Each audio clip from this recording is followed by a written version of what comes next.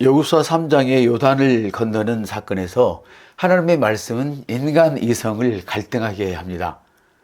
계속 불어나는 물, 그것도 빠르고 깊게 흐르는 강물 속에 발을 내디디라고 말씀을 하십니다. 이때 정상적인 이성은 여기에 어떻게 반응을 할까요?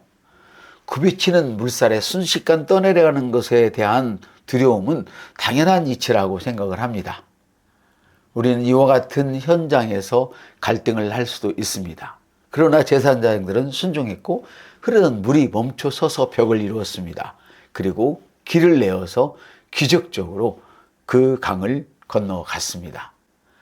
우리는 이 사건에서 그 어려운 상황에서 그리하도록 말씀하신 분이 누구냐는 것에 초점을 맞춰야 할 것입니다. 대부분의 사람들은 어려움 자체에, 고난 자체에 초점을 맞추지만 믿음의 사람들은 거기에 초점을 맞추는 것이 아니고 하나님의 이 문제에 대해서 하나님이 무엇라고 말씀하시는지에 대해서 관심을 기울이고 초점을 맞춥니다. 그래서 그들은 쉽사리 건너갈 수 있었던 것입니다. 로마서 10장 6절은 이렇게 말씀합니다. 믿음으로 말미암는 의인은 이와 같이 말하되 내 마음에 누가 하늘에 올라가겠느냐 하지 말아라 하니 올라가겠느냐 하면 그리스도를 모셔 내리려는 것이요 라고 말씀합니다. 다른 번역본은 이렇게 말씀합니다. 그러나 그들의 믿음으로 인하여 하나님께서 기뻐 받으신 사람들은 누가 하늘에 올라가서 그리스도를 모셔 내리겠는가 라고 묻지도 않고 누가 죽음의 세계로 내려가서 그를 일으켜 살아나게 하겠느냐라고 묻지도 않는다 라고 말씀하십니다. 무슨 말인가 하면 하나님의 말씀하시면 예 그렇습니다 라고만 대답할 뿐이지 묻지도 않고 따지지도 않는다는 것입니다. 이런 사람들을 빗대어서 많은 사람들이 여러분에 대하여 광신자다, 이상한 막 신비주의다 이딴 소리를 당연히 할 것입니다. 그들은 하나님을 믿지 않기 때문에 하나님을 신뢰하지 않기 때문에 그들이 하는 말은 너무나 당연한 일입니다. 이런 당연한 말에 상처를 당신이 받는다면 그것은 더욱 우스운 일입니다. 당신은 그리스도인이기 때문이죠. 시편 106편 48절은 여호와 이스라엘의 하나님을 영원부터 영원까지 찬양할지어다 모든 백성으로 아멘할지어다 할렐루야라고 말씀하십니다. 믿음으로 행하기를 시작할 때에 여러분은 하나님의 말씀을 신뢰하고 그 말씀의 진리를 믿는 것을 먼저 배워야 합니다. 왜냐하면 하나님의 말씀은 절대로 실패하지 않기 때문입니다. 이런 까닭에 하나님의 불변함과 진실함과 능력에 대해서 의심하거나 의문을 갖지 말아야 한다는 것이죠. 어떤 사람들은 하나님의 말씀으로부터 어떤 조언이나 지시나 권면을 받고서는 자신들이 받은 말씀이 과연 어떻게 이루어질 수 있을까 하고 묻기를 좋아합니다. 그렇지만 그것은 믿음이 아닙니다. 믿음은 어떻게 해요? 이거 어떻게 되지요? 라고 묻지도 따지지도 않습니다. 믿음은 말씀대로 행동합니다. 그래서 여러분들을 광신자라고 하는 것입니다. 그래서 여러분들을 이성적이지 않은 사람이라고 이야기하는 것입니다. 그러나 우리는 이성적이지 않은 사람이 아니라 하나님의 말씀에 우리의 이성을 내려놓은 사람들일 뿐입니다. 하나님의 말씀은 1.1획되어 이루어지지 않음을 사실은 나의 이성이 알고 있는 것이지요. 내 속에서 알고 있는 것이지요.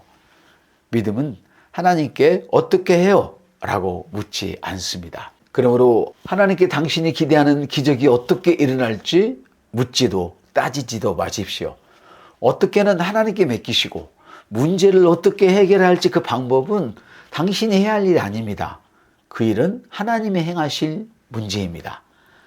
당신의 믿음이 어떻게 역사하는지, 당신이 필요한 돈이 어떻게 생겨날지 머리로 이해하려는 시도를 멈추셔야 합니다. 그러나 사탄은 끊임없이 그 시도를 멈추지 않도록 우리를 괴롭히죠.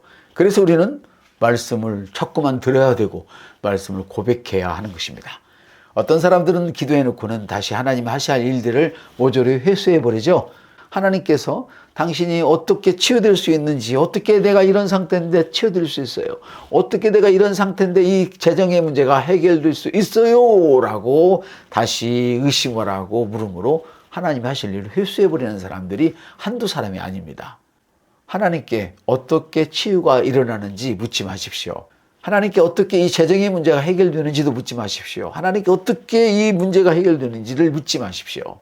당신이 해야 할 일은 살아있는 하나님의 말씀을 그대로 믿고 행하는 것입니다. 말씀을 실행하는 자가 되십시오. 당신이 당면한 어려움이 과중하게 보일지라도 성경은 우리에게 당신이 이미 믿음으로 승리했다고 말씀하셨으니 당신은 지금 이 문제가 압박을 가할지라도 나는 승리자다라고 선포해야 된다는 것입니다. 성경은 우리 안에서 역사하시는 능력을 따라 우리가 구하는 것이나 생각하는 모든 것보다 훨씬 풍성하게 행할 수 있는 그분께라고 말씀합니다. 하나님은 우리가 구하는 것이나 생각하고 상상하는 것보다도 훨씬 풍성하게 행할 수 있다는 그런 이야기입니다. 하나님은 너무 크신 분이라 어떻게요? 라는 질문을 드릴 수가 없습니다. 그러므로 그분이 당신에게 무엇을 말씀하시든 그냥 믿으십시오. 이것이 당신에게 필요한 전부입니다. 예수님께서 말씀하셨습니다. 내가 믿을 수만 있다면 믿는 사람들에게는 모든 것이 가능하다라고 말씀을 하십니다. 내가 믿을 수만 있다면 믿는 사람에게는 모든 것이 가능하다. 하나님께서 아브라함에게 그의 독생자 이삭을 번제로 바치라고 말씀하셨을 때 그는 즉시 순종했습니다. 하나님, 저의 유일한 아들 이삭을 번제로 바치면 어떻게 제가 열국의 아비가 될 수 있어요? 라고 묻지도 따지지도 않았습니다. 그는 그것을 하나님께 맡겼습니다. 그것이 믿음입니다. 믿음은 하나님께 어떻게 해요? 라고 묻지 않습니다. 오히려 믿음은 하나님의 말씀을 절대적인 진리로 받아들이고 믿고 내가 스스로 보증하는 것입니다. 어떻게 보증을 했습니까? 보십시다. 에스겔은 내가 어떻게 뼈들에게 살아나라고 말할 수 있습니까? 라고 말하지 않았습니다. 단순히 하나님이 하라는 대로 얘기했습니다. 뼈들아 살아나라. 이와 같은 일은 이성으로 이해되는 일이 아닙니다. 믿음으로 만드는 일입니다.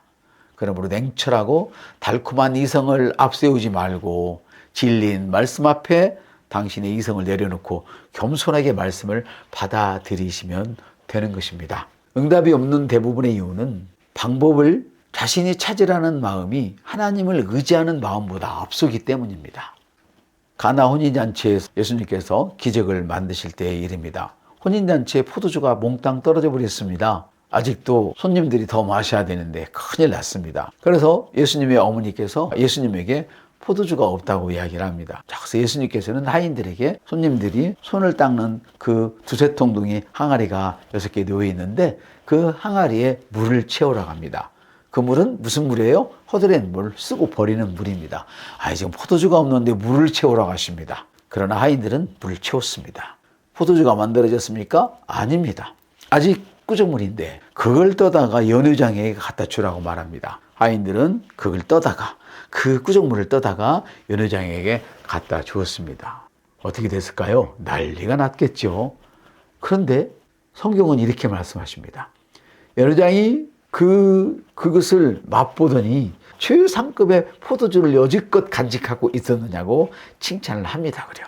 자, 물을 담을 때도 역시 통 속에 물을 채워 넣을 때도 아직 포도주가 아닙니다. 그냥 물입니다. 하인들이 떠서 들고 갈 때도 역시 물입니다. 연회장에 건네줄 때도 포도주를 건네주는 것이 아니라 물을 건네줬습니다. 그러나 연회장이 손에 딱 들었을 때 그가 맛을 보았을 때 그것은 최상의 포도주가 되어 있었습니다. 그러니까 이 포도주가 언제부터 되기 시작했는지 우리는 알 수 없습니다. 물을 떠다 붓기 전부터 이미 포도주가 되기로 작정한 물이 따로 예비되어 있었는지, 아니면 들고 가다가 포도주 안에서 숙성되고 있었는지, 아니면 들고 가다가 되어졌는지 알 수 없습니다. 그러나 결과는 포도주가 되었다는 것입니다. 자, 그렇다면 이 기적을 예수님께서 베푸신 건 분명하지요. 누구의 손을 통해서 이 기적을 베푸셨습니까? 순종하는 하인들의 손을 통해서 이 기적을 베풀어 주셨습니다. 오늘도 당신의 그 잘나고 똑똑한 이성을 주님 말씀 앞에 겸손히 내려놓고 하나님의 말씀대로 생각하고 하나님의 말씀대로 말하고 하나님 말씀대로 행하는 당신을 통하여서 하나님은 오늘도 기적을 나타내시기를 원하고 계신다는 사실을 꼭 아셔서 우리 함께 놀라운 축복의 잔치를 온 세계를 향하여 예수 이름으로 베푸시는 사람들이 되십시다.